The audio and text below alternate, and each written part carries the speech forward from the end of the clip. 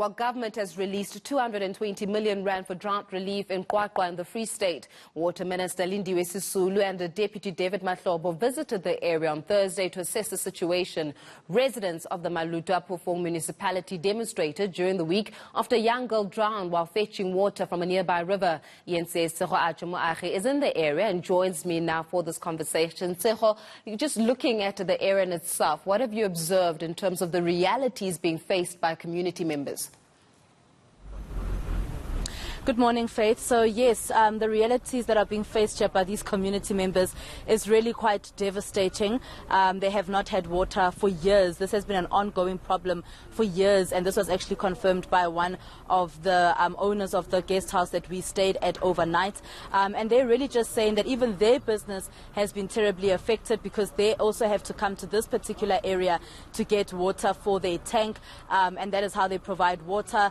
I mean, a simple thing like taking a bath this morning, you had to wait for someone to bring water in to the room that you're staying in, and then they fill that room up, they fill the bath up with water, and then you are able to continue about with your day. So no showers can be taken in the Free State because there's very little water with that actually comes out of the taps. But we do know that with the water that is being poured here, Faith, they do test this water. You can see now another JoJo tank has now come in. You'll see that one of the people here will actually be getting onto that tank just to test the pH level of this water. So they take a sample of the water, they test it to test the pH and the chlorine that is in the water to make sure that it is actually safe to send out to communities in this area. So these are just one of the things that happens here. People actually walk as well. We saw some people coming in earlier that walked and actually got themselves some water. We do understand, however,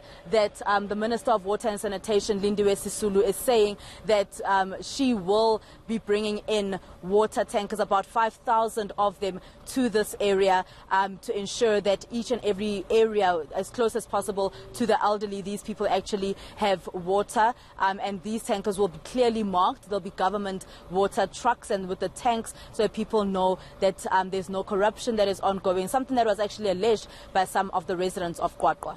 I mean, we're speaking about corruption here, and given the fact that the reality of these residents has been years. It's been years that they've been facing the realities of not having water. And it's just disheartening that it took a child dying because of getting water, fetching water from a nearby river, and a subsequent demonstration to allow for relief funds worth 220 million rand to finally be released, which brings to the question, was the funding always available, just not disseminated because it was not thought of to be an emergency?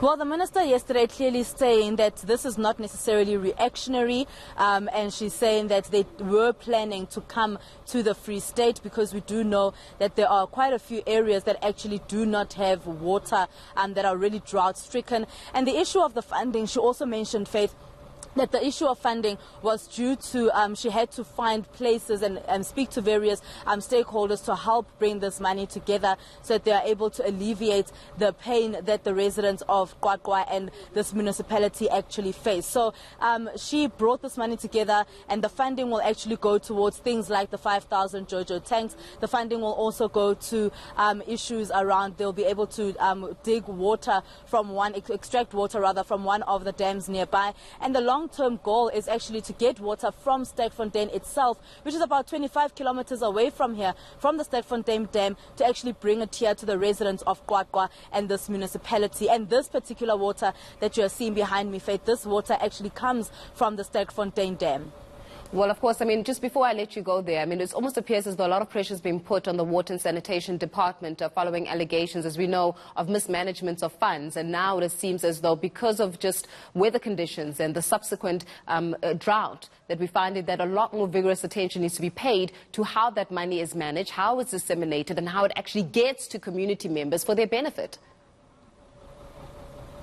Absolutely. So the Sidibeng Water Board has actually been projected. They have been given this project to ensure that this money is properly allocated and properly spread out for the projects that are put in place by the Department of Water and Sanitation. So that board will be the ones that will be going through with this project and ensuring that everything runs smoothly.